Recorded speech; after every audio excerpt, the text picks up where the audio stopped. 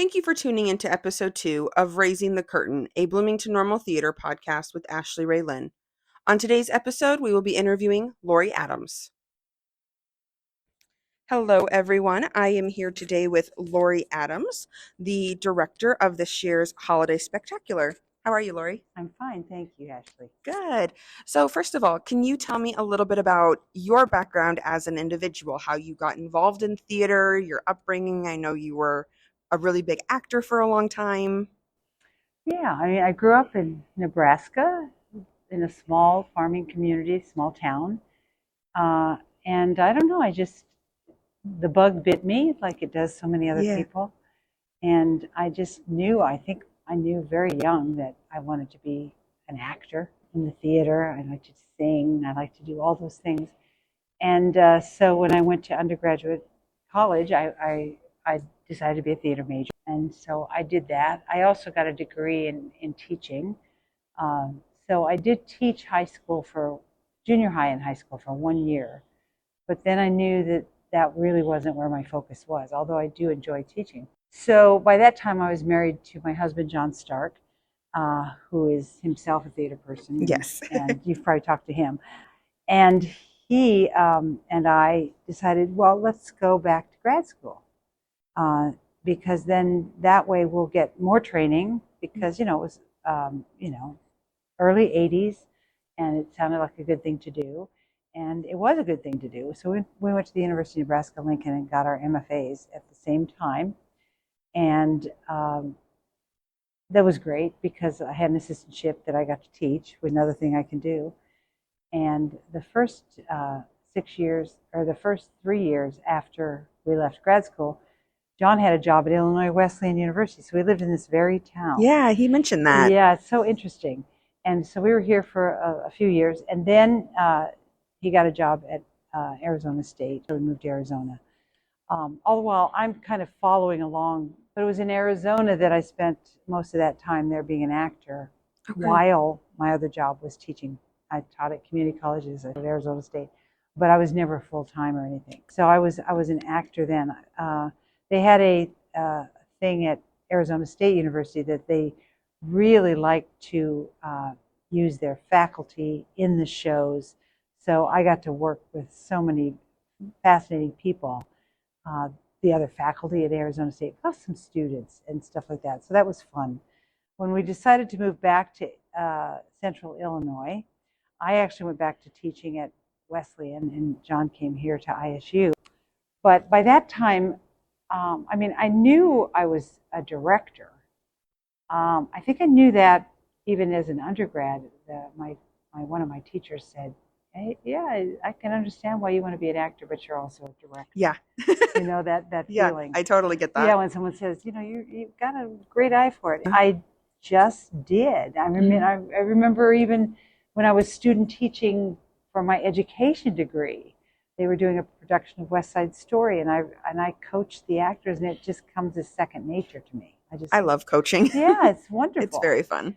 And I think I just knew beyond a reasonable doubt that I was good at that. We were back here not very long, and I was working at Wesleyan, and Linda Farquharson, who was a faculty member in the School of Music, had done the Holiday Spectacular the first year as a conductor. And I had worked with her at Wesleyan, directing some of her operas for her students.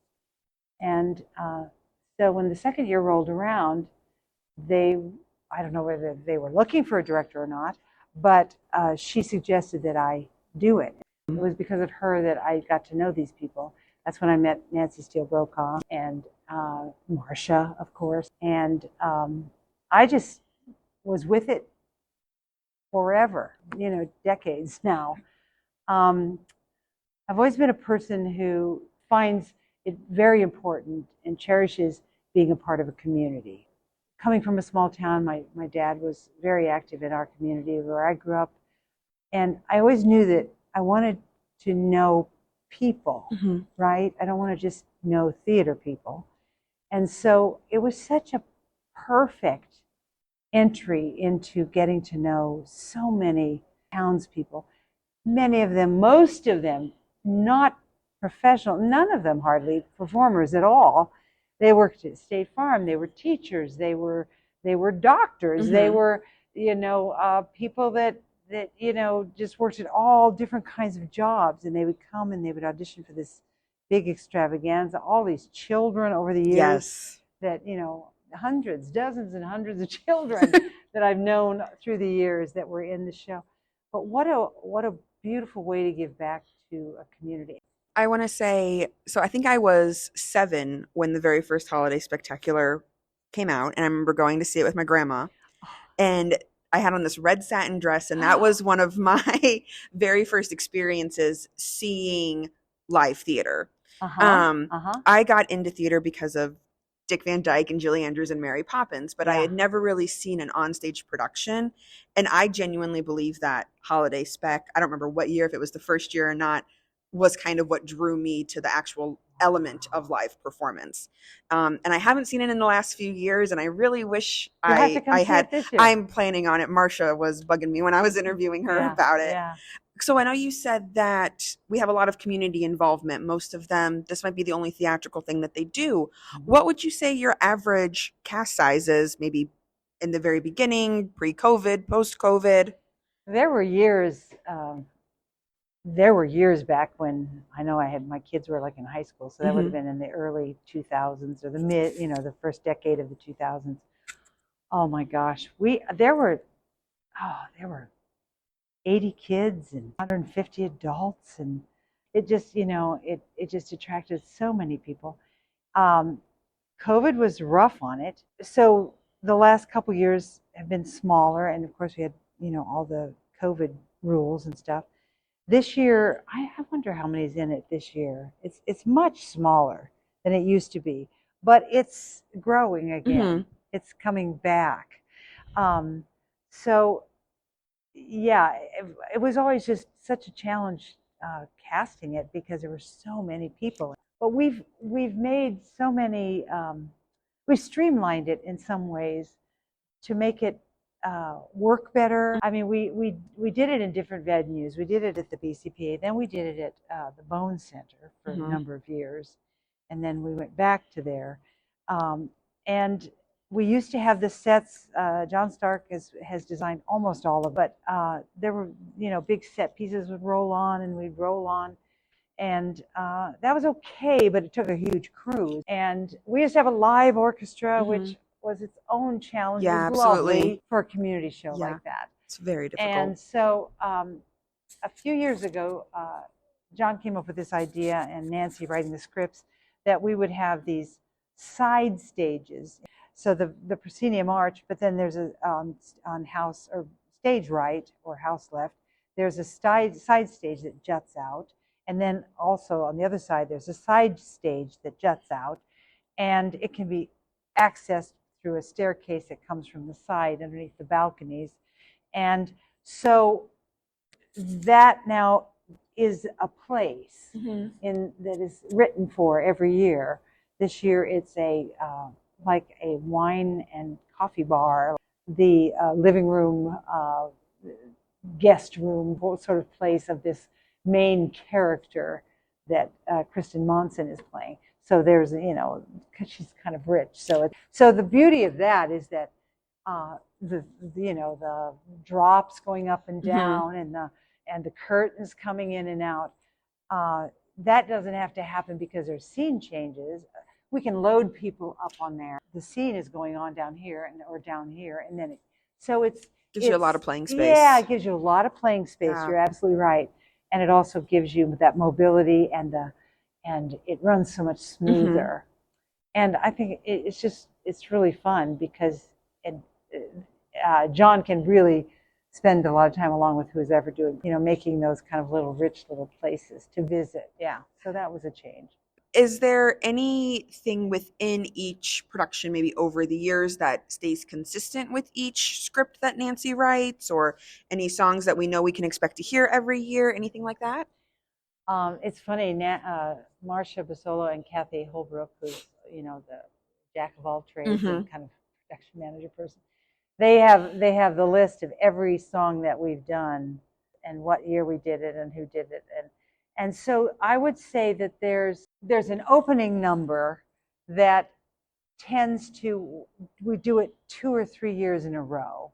There's always a church scene, but not always. We repeat numbers all the time.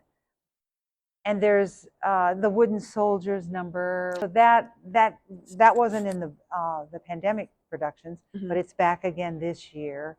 And yeah, there's things that we've held over for several years, but even those will eventually rotate out, and we'll rotate other things in. This year we have some new things. So that's kind of how it works. It's funny, we think of a song, a Christmas song, and somebody goes, "Oh yeah, so and so sang that in 2006." I mean, we have a video documentation of every show, so I mean, you can actually go back and like look and see what you were even doing with it. I mean, it always changes, so it's So not cool. Yeah, it's so interesting. But eventually, It's a good they stock rotate. rotation. Yeah, it's a stock rotation. Yeah. When do auditions for the upcoming holiday spectacular usually occur? In August, the end of August, early September, usually the end of August, before Labor Day. So we try to get people when they've finally gotten back from their summer vacations, right as school is starting. Good point. Yeah. So And what does that audition process look like? Do they come sing a Christmas song? Do they do cold reads? Anything like that? both of those things. Okay. You must know what you're doing here. Yeah. I did a little bit of research. Yeah, well, yeah, and you've probably done this before. But yeah, people are invited to come in if they have a particular song that they would like to debut and say, well, hey, how about if I did this song? If they just want to be in it and they're not great singers, or even if they just don't want to solo, they can sing, Jingle Bells. Nancy, the playwright, is there. She watches the auditions, and she and I confer about, I wonder if that person would be interested in doing an actor role. There's a place on the audition form, are you interested in being an actor as well? We also have people that have done this show as actors for many years. And many of those people are professional actors, or, they're professional performers themselves. Sure. So you've got Bob Mangialardi and Michelle Vogt, and now Kristen Monson has joined us. And the last 2 years, Andy Chris, who's an equity actor, he was in the show. And, there's all kinds of that sort of thing goes on too. But even those come and go a bit. But we do both of those things. So we find new people, and we also have people that we would ask, are you interested, before Nancy writes the script. So it's kind of like being, like television writer, where you write for the actor. I did not realize that. That's very cool. Yeah, so it's not a script that's done. It's a working and they thing. have to fit in it. She sees, well, who should we use this year? Who's available? Who would be good? I'm going to need a child, like she said this year. I'm going to need one child. So then we had auditions for the child. I'm going to need this or that, as she starts to formulate. And then she just creates this idea.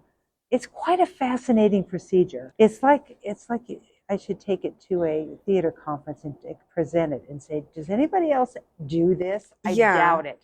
We hear people, we have ideas, we have the history and all the songs.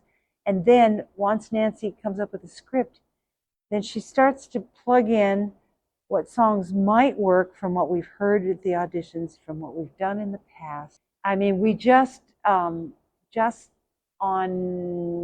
what is today? On Wednesday evening, we had a rehearsal with the actors, and we solidified the last song of the show for the actors. But that's how long that process, because it's a solo for the main character. And we tried a couple things, and Kristen came in with another idea.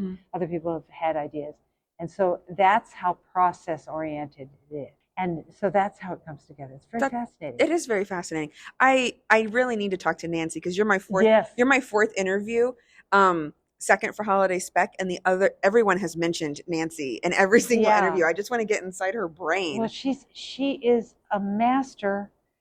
I mean, she also writes for the Shakespeare Festival. She writes the TYA, the Theater for Young Audience. She works with Prairie Fire Theater and Illinois Wesleyan for the she writes an opera for kids in the same sort of. She can tell you more about that, but she That's is incredible. she's prolific and she's clever and she's smart and she always says that her best her best voice is a, what did she say, a 12-year-old boy? That's her best voice inside of her head writing. She knows that. Yeah, she's done it. And so yeah, I hope you do get a chance to talk That's to her crazy. because Yeah, so fascinating. she is like that. So we mentioned vocals and acting. What about, are there like dance numbers of people, maybe don't want to act, don't want to sing, but they are really good at tap or something like that? Now, we Awesome. don't have a particular tap number this year, but we have on many, many, many occasions had tap. Choreographers, Miss Janet or whoever the choreographer might be, they can actually recruit people. Sometimes they'll just come in and just do that one number. That is so cool. Yeah, so talents. I might have to bust out my tap shoes next year. Yeah, you might have to bust out your tap shoes. You might want to come. When you see it, you might want to come and say, I don't have time to do all this, but I could do the dancing. That's awesome. What does the rehearsal process kind of look like? Is it broken down by dance, vocals, acting, and then you sort of bring it all together as we get closer? We've tended to do that more as the years go by. So if we have a dance company, they can rehearse at this time. And I've kind of like the actors, I don't think you should be in every other number. You should focus on something. Are you willing to do that this year? Does that float your boat? And so if they are, then we not that they can't do anything, but in the days when everybody was in everything, it's really much more difficult to rehearse it. And as the script is a very important part of what we're doing, then we divide that up. But you're right. Like this Sunday, the rehearsal schedule is very complicated, and it will be listed, 20-minute, 40-minute, intervals 30-minute, and everything. Yeah, down the line, and this dance numbers, and then they start, of course, with music, singing the first many weeks, and then actors are rehearsing these times. Yeah, so that's how we do it. I've always said that I feel like if you ever want to learn time management or how to make a schedule, be in a show, and you will learn the best time management skills. Convinced. You really have to. So, and there's so much you can get done in a short amount of time. There is. Just focus. Focus is a big thing. So anything about the production this year that you think audiences are really going to enjoy? Do you have a favorite moment in the show? Yeah. Without spoiling, of course. Yeah, it's our new post-pandemic format. We used to have a 2-act show with a big long intermission, and for many years, the first half of the show was the story. The second half of the show was it was used to be called the Frosty Follies. The new post-pandemic format, and we believe audiences like it, we certainly like it, is a 90-minute show. That 90-minute show is really popular. Yeah, very popular right now. People really appreciate it. The actors appreciate it. We appreciate it trying to rehearse it. And so it's all kind of melded into one. It's not called the Frosty Follies this year. There is a Frosty Follies at the end. It's not quite as many numbers. Kind of a funny show. There's some characters and everything. But in 2 places in the script, they sing these just gorgeous, heartfelt songs. So in all of this, in all this smaz, raz, mataz, all the razzle dazzle. Yeah, and that's what Nancy's so good at. That when I look back at it, I always go, yeah, that was important. It was important, and we have 2 of those this year. Yeah. So we'll definitely keep our eyes peeled for those. Yeah.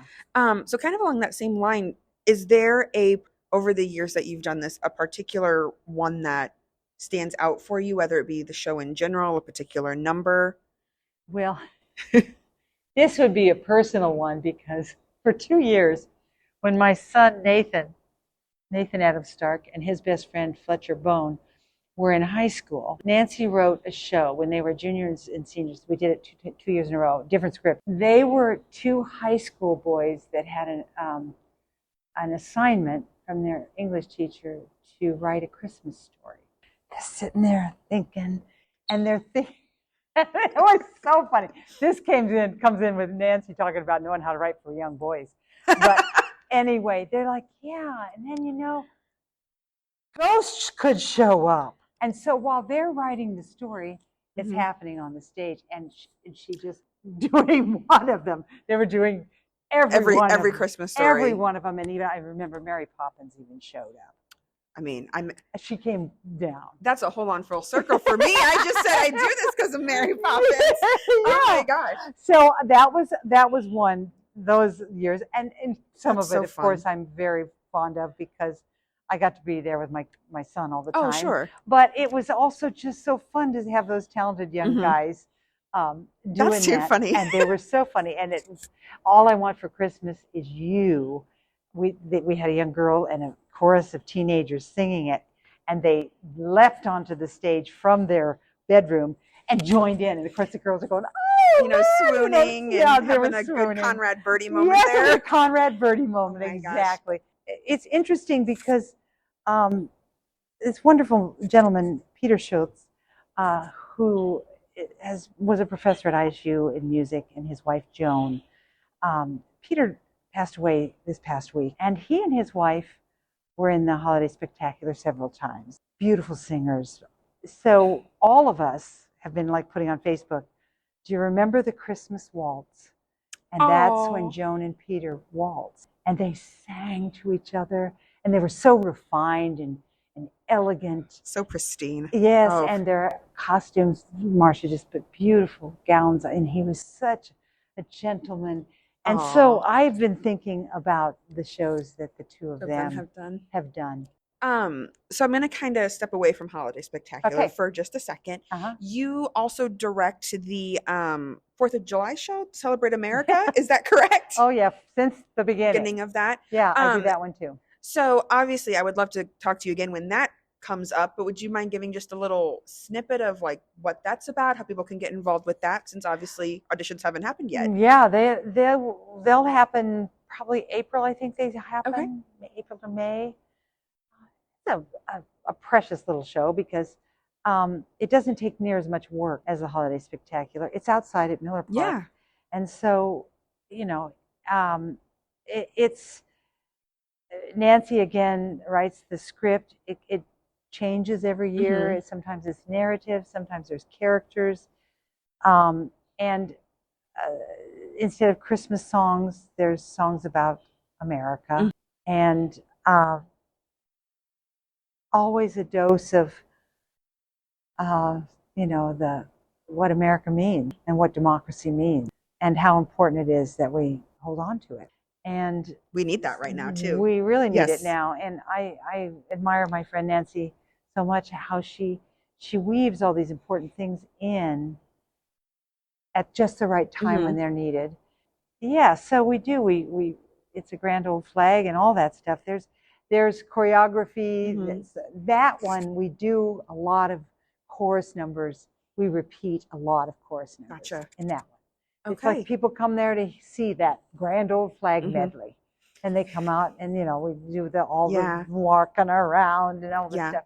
So they do that, but we've had so many wonderful soloists. We use a lot of solos in that song, and we've started. We used to do it on the eve before 4th of July and on the 4th of July. Well, Miller Park is just crazy on the 4th, so we moved it back, and we now do it.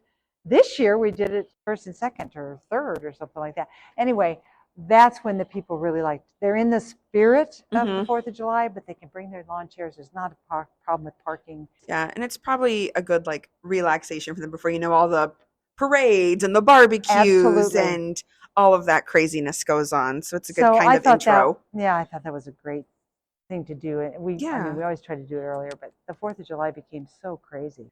So kind of just a random question. Do you have a favorite Christmas song? Whoa.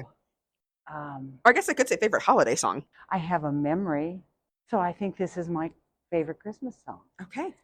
At the end of my dad's life, my dad, who was a singer, that's not what he did for a profession, but he was very good. Very good singer. Yeah. And he had severe memory. He was in a memory care place at the very end of his life. And I went to visit him just before Thanksgiving of the last year that he was alive, or just weeks before 3 weeks before he died. And I couldn't find him. And I said, where is he? And they said, oh, he's in there. And he was in there in this room. He was in a wheelchair. Mm-hmm. And he was the only man in the room. There were all kinds of women because, women live longer. And they were watching White Christmas. And it was the end of the show. Mm-hmm. And my dad at that point was not communicating well. Mm-hmm. He couldn't talk. I don't know that he even knew who I was, Anyway, the end of the show came on. I just sat there beside him, and we were all watching, and they started singing I'm Dreaming of a White Christmas. Oh. And guess who joined in? He knew every word, of course. I know. That's emotional. And he's sitting there, and he had a beautiful voice even then. This is, memory loss. Yeah. You lose everything except maybe music. So I guess I'm Dreaming of a White Christmas. That's probably the favorite song. There we go. Wow. Thanks for making me remember that memory. Yeah. Because it was a painful thing to see him, but that was a beautiful moment. And kind of along the same lines a little bit when you mentioned the grand old flag. So I lived with my grandpa growing up. And Did you? Yeah, my grandpa always came and saw all of my shows. And he had a stroke when I was in first grade, and he was paralyzed. Couldn't talk, couldn't walk.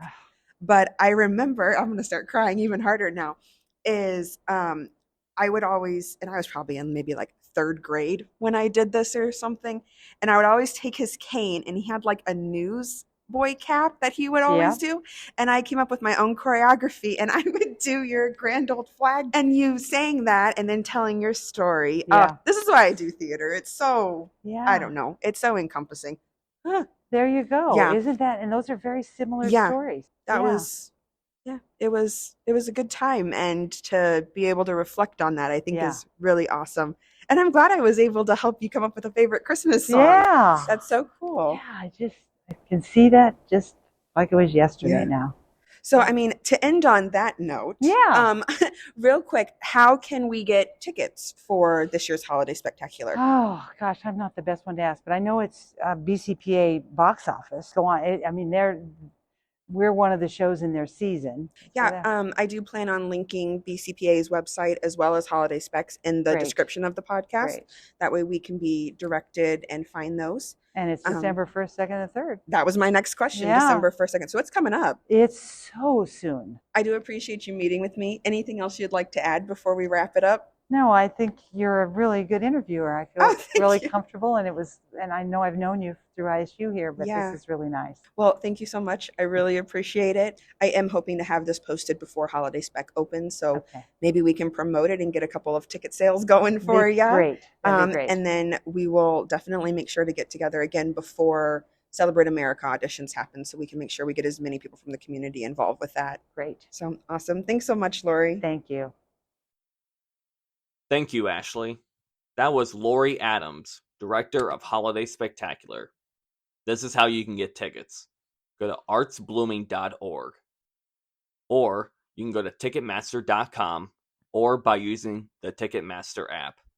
If you like buying tickets in person, the box office is open Monday through Friday, 10 to 4, or up to 2 hours prior the day of show. The show runs December 1st through the 3rd. Friday is at 7:30, and Saturday and Sunday are at 2 o'clock. To learn more about the Holiday Spectacular organization or any upcoming events, follow along on their social media and visit their website, holidayspectacular.org.